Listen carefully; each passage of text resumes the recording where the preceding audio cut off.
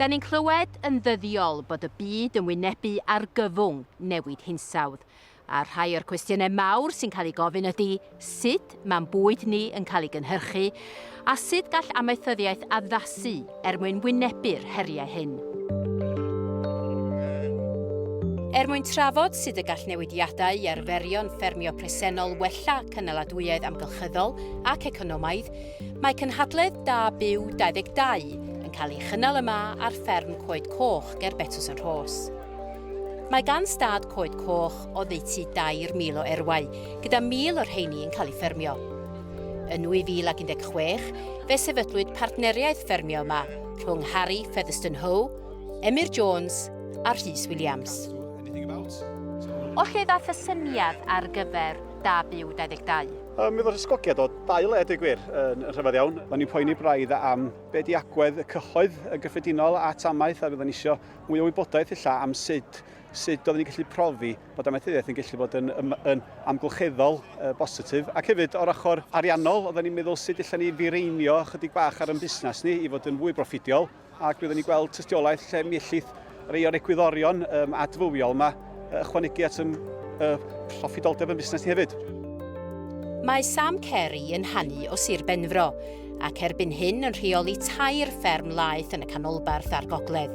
Mae o wrthi yn trawsnewid fferm ddefaid draddodiadol ger Machynlleth i fod yn uned laeth lloiau yn y Gwanwyn, gyda'r gwartheg yn cael ei bwydo a gwair yn unig. Fydd na ddim porthiant ychwanegol yn cael ei brynu yn y fenter yma. Wel, dwi'n newid cymryd tenantiaeth gen mlynedd, a dwi wedi gwneud lot o research mewn i steil yma ffarmio, a really dwi eisiau treol profi fe. A be dwi'n mynd i wneud i treol convertio, wel dwi wedi dechrau convertio ffarm ddefed i ffarm odro just trwy gwartheg. Dim mynd drwy inputs, dim fertilisers, dim ailhadu, dim mynd drwy concentrates, a gweld lle wneud e, a dyn, mae'n dechrau ddawol. Sut wyt ti'n mynd ati i wneud hynny?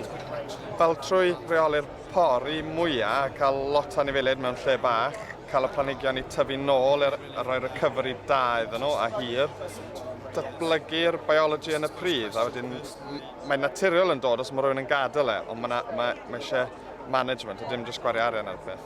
Mae'r dyddiau o grawn rhad drosodd, mae'r dyddiau o energy rhad drosodd. Dwi'n meddwl bod rhaid ni ffindio win-wins o ran bod ni'n edrych ar ôl yr environment, bod ni'n edrych ar ôl y ffarmwr, bod ni'n edrych ar ôl y pobl, y tir, yr anifeiliaid gwyllt, a dwi'n meddwl bod hwn gallu gwneud y gyd. Mae David Wynfinch wedi bod yn ffermio ers 2 flynedd ar hugain. Yn ystod y cyfnod yma, mae e wedi newid i system ffermio mwyn cadw gwartheg godro. Yn y cychwyn, nathon ni gwneud y system efo gwrtaeth. Yn nghefn yn meddwl i, o'n i'n meddwl ydy hyn yn sustainable am y tymor hir, ond oedden ni'n gwybod sut i wneud o he. A mae'n jyst rhyw pethau bach wedi bod yn deithau, haid ni newid ein ffordd. Da ni wedi bod yn proffidiol, a da ni'n meddwl o gobeithio bod ni wedi creu jobs a wedi rhoi amaeth i fewn i'r cymuned, ond y trydydd goes o'r stôl oedd yr amgylchedd. Ac yn yng nghefn yn meddwl, da ni'n gwneud digon i gofal am hynny. Ac erbyn wan, dwi wedi troi'n 50, ac o'n i wedi meddwl, dwi eisiau newid y ffordd sydd da ni'n gwneud. So, 2 flynedd yn ôl, nathon ni cychwyn edrych ar trio cael gwybodaeth gyn pobl draws y byd i gyd, i gweld sut mae rhywun yn mynd i gwneud y system rhywfaint yn wahanol, ddim yn hollol wahanol, rhywfaint yn wahanol. Ac da ni'n di ffeindio'r ateb yn union, ond da ni di ffeindio digon o gwybodaeth mwyn cychwyn efolfio beth da ni'n neud. So da ni cychwyn lawr o lôn yna. Peer-reviewed publications. Mae Dr Prysor Williams yn ffarmwr ac yn uwch ddarlithydd mewn rheolaeth amgylcheddol ym Mhrifysgol Bangor. A'r hyn roedd o'n i drafod oedd ffermio adfywiol. Wel, o'n i'n meddwl bod hi'n beth pwysig iawn edrych ar y dystiolaeth wyddonol sydd yn wedi cysidro egwyddorion amaeth adfywiol ac ydyn nhw'n gweithio i bob pwrpas. Mae yna lawer iawn o bethau cadarnhaol iawn yn cael ei dweud am systemau fel hyn, ond mae yna hefyd rai yn herio o'r ochr arall ac yn cwestiynu. Ac o'n i'n meddwl bod hi'n bwysig iawn edrych ar dystiolaeth wyddonol, yn dilyn gwaith ar hyd a lled y byd a gweld beth sydd yn cytuno efo rhai o'r safbwyntiau yna lle, a lle mae'r dystiolaeth falle'n wan a mae'n fwy o waith eto. Felly, all amaeth adfywiol weithio? Wel, wrth galon amaeth adfywiol, mae edrych ar ôl y pridd. Ac mae'n siŵr sa unrhyw ffarmwr yn cytuno ar ddiwedd y dydd heb bridd, sgynnu nhw ddim byd felly. Ac mae unrhyw beth sydd yn cysidro iechyd pridd yn rhywbeth i'w groesawu.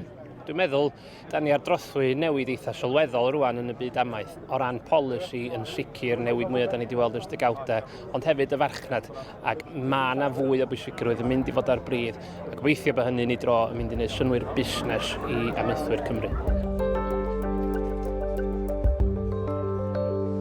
Mae cynhadledd Da Byw 22 wedi bod yn hynod o ddiddorol, a'r brif neges yn gwbl glir. Os na nawn ni edrych ar ôl y tir sydd dan ni'n traed, fydd na ddim dyfodol.